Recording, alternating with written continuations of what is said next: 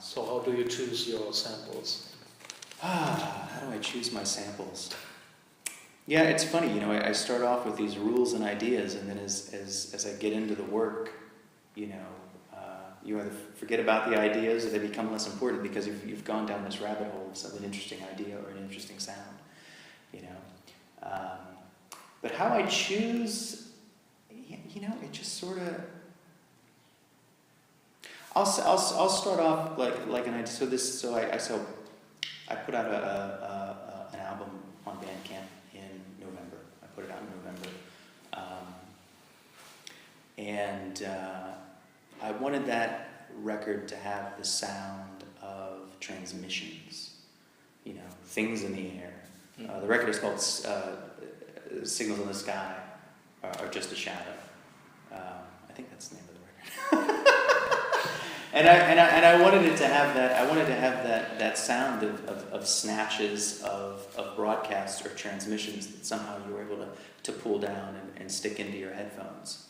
And so, yeah, those samples are a lot of there are white noisy sounds in there. There are snippets of things that I cut up and maybe miscut on purpose so that you'd have these hard starts and stops to things.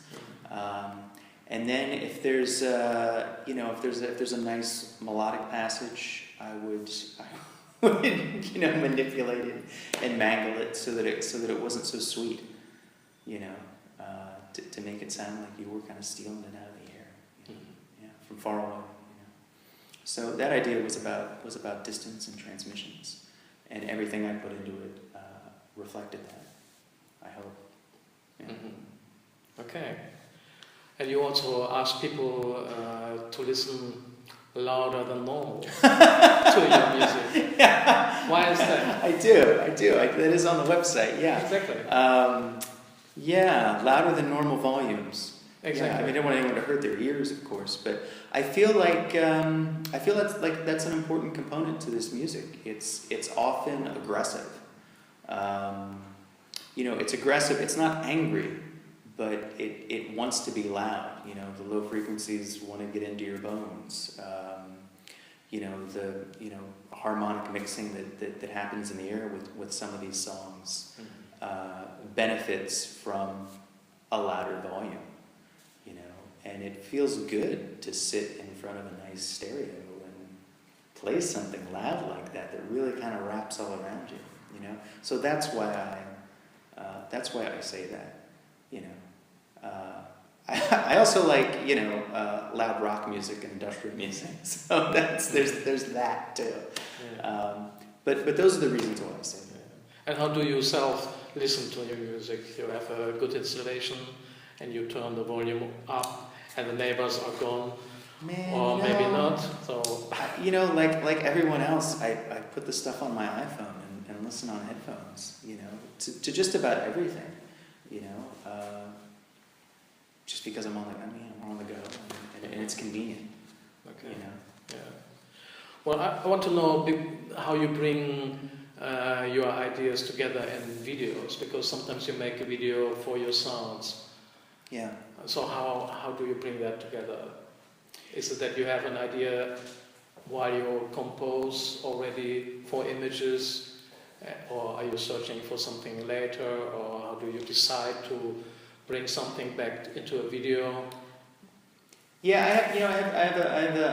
have a small series of animations that I've been doing, and some are up on the web, and some I'm still working on the laptop. And those things are all based around a particular process that I develop. So it's very much process based. The way those images come out is very much process based. I've done a few little videos for my music. I did one for this last record.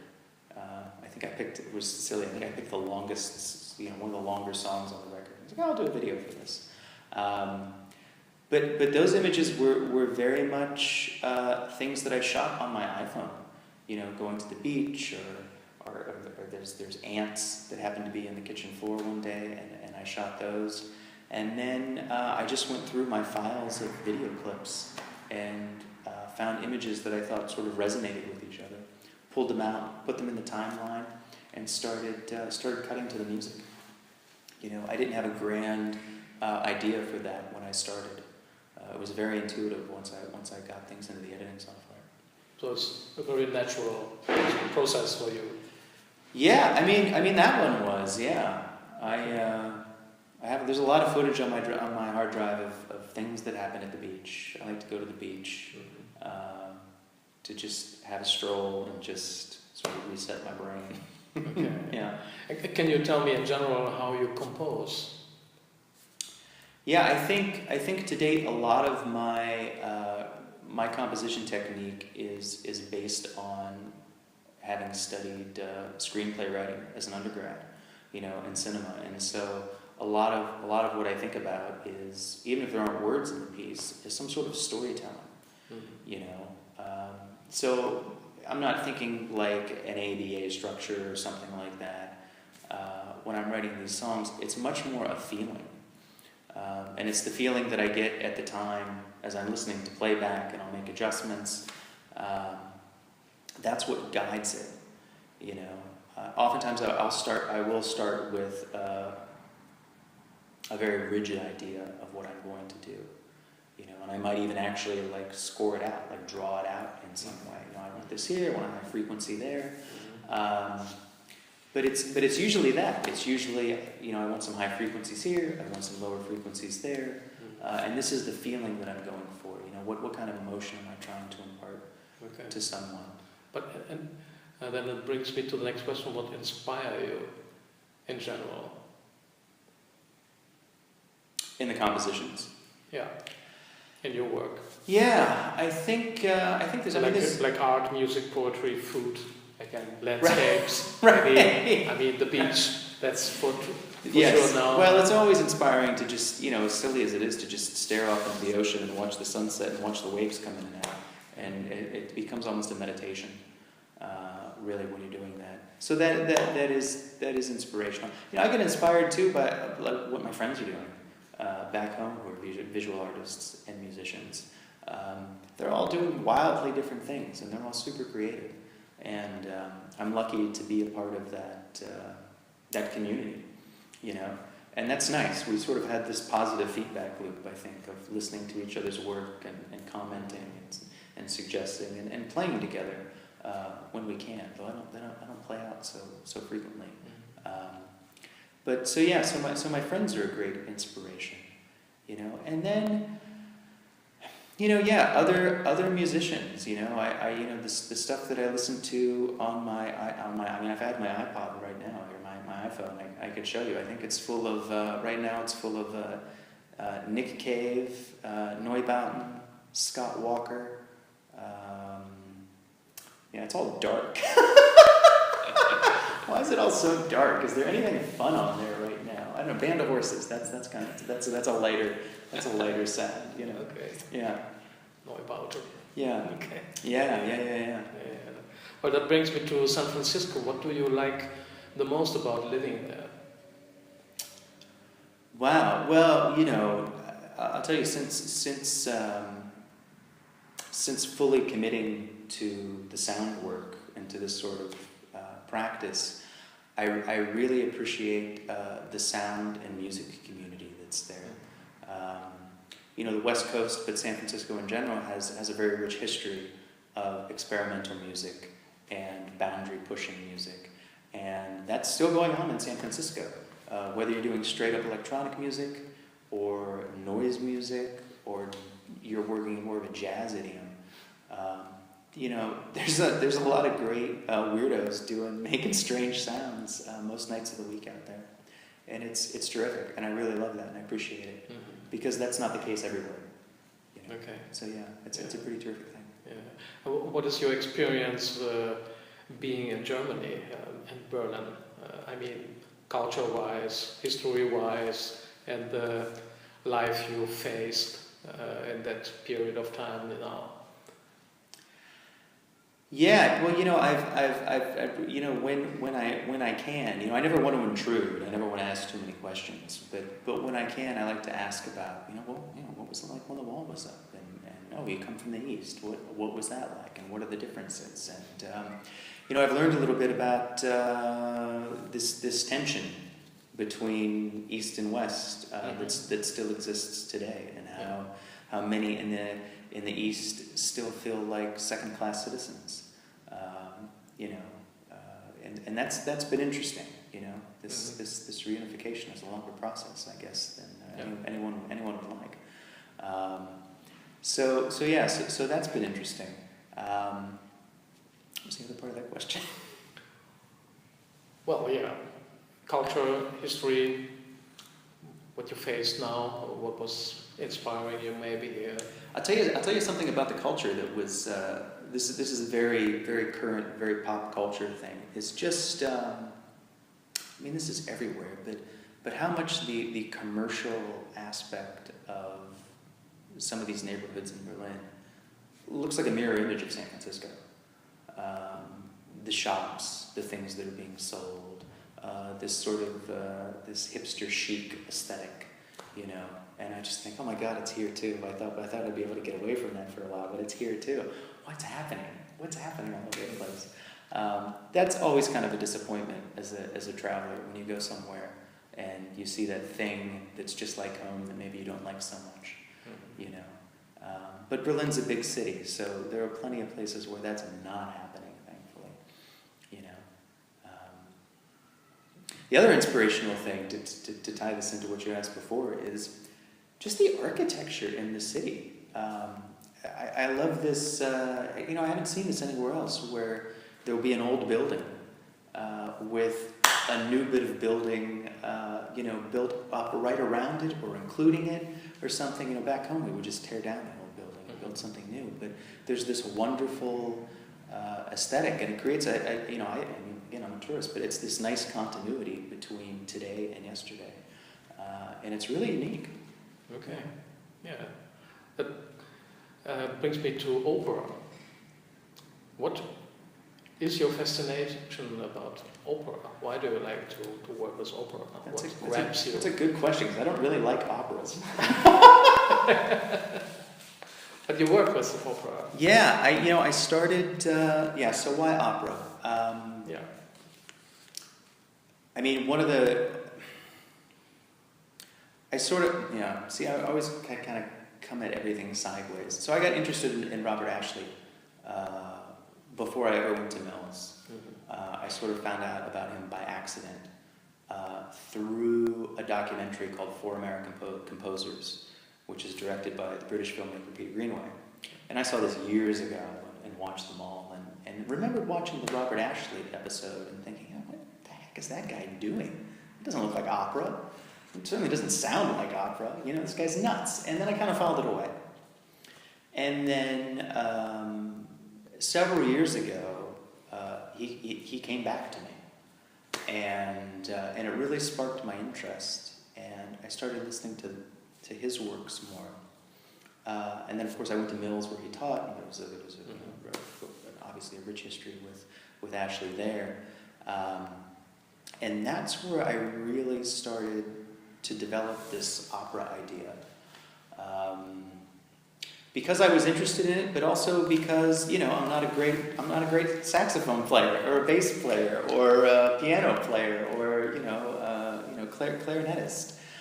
So I had to find a way to work with sound that suited me and fit me. And I found with the opera, I could bring my love of cinema and storytelling and lighting and staging and take this big idea and wrap it up in this thing called opera, and bring all these new sound skills that I had to it. And so that's where I started really working on this opera stuff, was when I was in grad school. And then my first public piece was part of my thesis requirement. Everybody had to do a performance, and so I did the first act of an opera that I had written, and that was great, man. I learned a lot on that.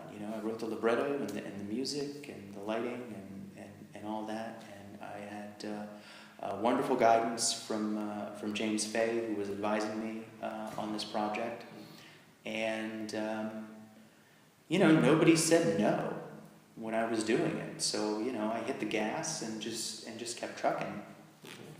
And just really fell in love with the process of being able to tie all of these seemingly disparate interests together in one package, you know. And that's how I came to opera.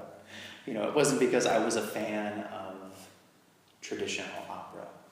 You know, in fact, I'm not. So you're not going to Bayreuth, or you're not in love with Wagner? I mean, no. I mean, for me, it's a bit of a dinosaur. It doesn't really speak to me as someone living in 2018. You know, it just doesn't. And it's terribly expensive to put on. And, you know, something that's so expensive that few people are interested in, it needs to change. You know, if people are interested in telling stories with sound and this sort of thing, then I think it needs to evolve. And my goal is not to save opera. I don't really have any skin in that game. But yeah, if in some way can do my thing and contribute to the evolution of this form, yeah, in some tiny way, yeah, absolutely. Yeah. It's also a hell of a lot of fun. Yeah. Yeah. But you worked also on another interesting project, Blood of the Wolf. Yes, that's my buddy Tom Weeks. Exactly. Yeah, Tom. It's a little bit with heavy metal, hardcore, experimental, and improvisation sounds. Yeah, black metal, electronics. It's really unbelievable. You know, it's really wow, really wow. It's over the top. Yeah. Yeah. But it's beautiful. Over the top. Yeah. That's another one that play that at full volume. You know, turn it up to 11. You know. For that one. No, that's my buddy Tom Weeks is a hell of a saxophone player and composer, and he loves free improv and jazz. He also really loves black metal and heavy music, and he combined the two on this record under his I can't even say it name of his band. That was a fun project. Okay. Yeah, that was a fun project, and he's really fun to see and hear live too. Yeah. And you met how? We met at Mills. Yeah, he was the year after me, and we had we met in it was an improvisation class. It was Roscoe's improvisation class. Okay. Yeah. Will you continue working with him? I hope so. He was nice enough to play saxophone on a record I put out two records ago called Hive Crush, and he was good enough to do some improvising on that. Okay. He's a great guy. You know, I've met a lot of good friends in the music scene there in San Francisco, and he's certainly one of them. Yeah. And do you have a lot of unfinished works in your laptop or in your notebook? Not including this opera project that I've been working on in the Takt Residency. I have a record that I've been putting out a record a year for the last 4 or 5 years, just to make work, and also to sort of say to people, I'm serious about this. Like, I produce work, and I'm starting late. You know, I have a lot of catching up to do in so many aspects, and this is one of them. I've got a record I've been chipping away at. I still have this fantasy of doing a vocal, where I'm singing, not the opera singing, but like this sort of Scott Walker sound, where I have these sort of abstract vocals and this heaviness and really atmospheric. And I haven't been brave enough to fully commit to that one. But man, I would love to. And then I think everybody has, the secret dance record that is just sort of in different forms in various folders. Yeah. And are you also sometimes unhappy with work you did? Do you put something in the trash? Oh no, everything I do is perfect. What are you talking about? What do you mean? I mean, I talked with Maxim Kantor a year ago, a very famous painter from Russia, and he's painting huge paintings, like 5 by 8 meters, something like that. And I asked him the same. He said yes, but I can't throw them away, so I just put the paint away and start again. And it keeps the paintings. Yeah. Yeah, well, I keep even dumb little sketches of things that I'll do in software. I'll keep them because there's room on the hard drive. And sometimes when I feel empty of ideas, I'll go through and I'll listen to things, and there might be something that sparks an idea, or I'll bounce something to disk and I'll use a little sample of something I made in a new composition. My frustration is I feel like I don't even like working on this project. I'm starting to do the composition, and I think, how do you make music? How do I do this? I know I've done this in the past, but how do I start? Where do I start? And this is often the struggle for me, is just trying to figure out how to start again, how to make music again. And how do you?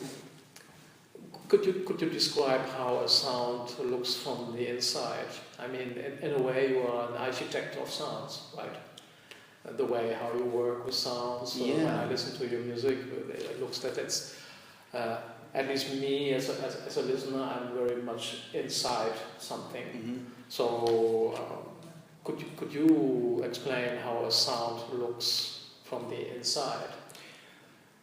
I mean, I think you're right. Like, I do feel like what I do compositionally is an act of construction, like building blocks. It's very. I do feel like I'm assembling something, and then sometimes I'll tear part of it down, like these Berlin buildings, and then stick a new part on it. Mm-hmm. So there is definitely that sense of constructing, something. From the inside, I mean, I try to have the same experience. I mean, everyone has a different experience, but I try to, have the same experience that the listener's going to have to the final piece. I figure if I get lost in it, and if it sounds interesting to me, and if my mind is going somewhere, then hopefully yours will too. That's really what I have to go on is my own, like anybody making things, your own taste is your guide, and so that's the space that I try to work in. Is there something like a perfect sound for you? Do you have experiences with perfect sound? Maybe a perfect acoustic could also be an answer. Yeah, not for me. I mean, I think I intentionally try to smudge things up and put a certain residue on things and try to show it. Maybe not show imperfections, but when there's a good imperfection that happens, I might highlight it. I might put a light on it and bring it out if it's interesting. But my interest is not in one of perfection. In fact, that's not a good target for me for a number of reasons. And I think perfection is a false target anyway. I'd much rather make work that looks like a human made it or sounds like a human made it, than an algorithm, which will probably, I guess we're getting that now, algorithmically generated music on some of the streaming services. Okay. Well, I have just a few more questions. One is, you use also titles for your songs and for your albums. Yeah. How do you get there, and what is the meaning? Is there a meaning, or is it just something different? Yeah, the titles have become a part of the work. I have a close friend who's a poet, and I remember her saying that titles need to do the heavy lifting, or can do heavy lifting in the poetry, and they're important. Mm-hmm. And I had always sort of like tossed them off, and I think about that, and I think, oh yeah, they can do the heavy lifting. It's a way in the way that the album art can be a way in to set the stage. I have one record that I put out called Night Path, and it's 3 pieces, and it's Night Path 1, Night Path 2, and Night Path 3, and it's stupid. It's so bad because it doesn't really invite. It's not inviting. I think the titles can do the heavy lifting and can be an invitation to come in, and hopefully they're related to the sounds that are on the record. as opposed to just being clever. Although sometimes a clever title is great. Yeah. What does Asa Nisi Masa mean? Asa Nisi Masa. Yes. That's from a Fellini film. Okay. Yeah, there's this wonderful passage in the film. It's a flashback that the character has of being a small child in the house, and these gossamer drapes are blowing, this, that, and the other thing, and the children are whispering, "Asa Nisi Maza, Asa Nisi Maza." So I stole that from Fellini. You see, it always comes back to movies for me in some way. Can't get away from it. Yeah. Okay. Well, you also sent me videos you singing, or was kind of a vocal exploration. Can you tell me something about that? This was. Can you tell me something about that? that? Something. This was documentation of maybe one of the opera pieces. Maybe. It might have been. Or you were singing, acting, moving. No, this was this. Two other. Yeah, this is a project of my good buddy David Katz, and he has this project called Foreign Fire, one word, and it's an all-encompassing title that he releases work under. So what I sent you was like the Foreign Fire Ensemble, which is a changing cast of ensemble players, but it's improvised voice, body, and situation.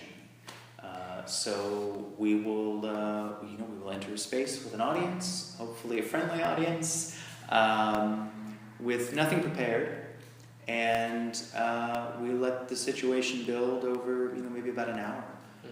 And sometimes we get the audience involved, sometimes not. But this project, in addition to being improvised voice, body, and situation, is also about confrontation in a way.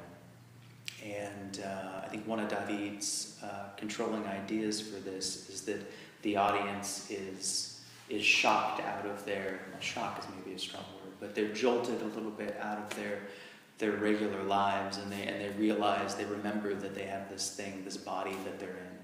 And that's something that we try to do in the 45 or 60 minutes that we're performing. Okay. And that's a really fun project. And it's fun that the folks change, because there's always someone new to sing with and to make hijinks with. Okay. Yeah. And you also teach, or not? No. Or will you teach again? Will I teach again? Will I go another day? No, I don't teach. In my old life, I produced educational video materials for middle and high school students, like chemistry and math and that sort of thing. So that was a kind of teaching, but I've never done like classroom teaching. Yeah, for sure. Okay, good. Well, can you tell me what life means for you? Oh man, you tell me. What does it all mean? Yeah, what does it mean? Where does it come from? What does it all mean? What is it doing with you? Are you frustrated? Are you happy? What's going on? How do you... Man, do you want to escape? Or do you want to dig deeper? I'm as frustrated and happy as anybody else. I mean, I try to be, a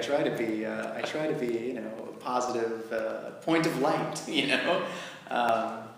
But what I can tell you is how I view the art making.